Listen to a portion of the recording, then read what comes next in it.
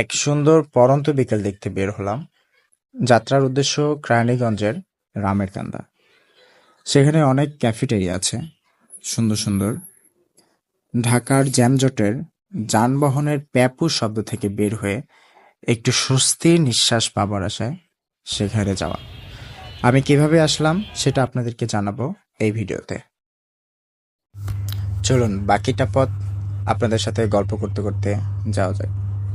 প্রথমেই আপনাকে গুলিস্তান থেকে আপনি চাইলে বাসেও আসতে পারেন, আপনি চাইলে লেগুনাও আসতে পারেন।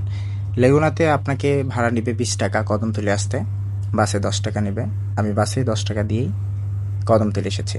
কদমতলী আসার পরে আপনাকে রিক্সা ভাড়া করতে হবে।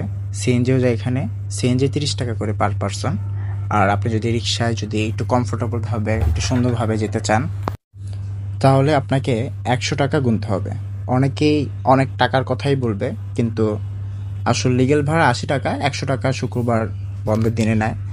আপনাকে লোকেশনটা বলতে হবে, রামের কান্দা যেতে হবে। রামের কান্দা ক্যাফে 10 আছে, এখানে হচ্ছিল আহমেদ শরীফ ক্যাফে আছে,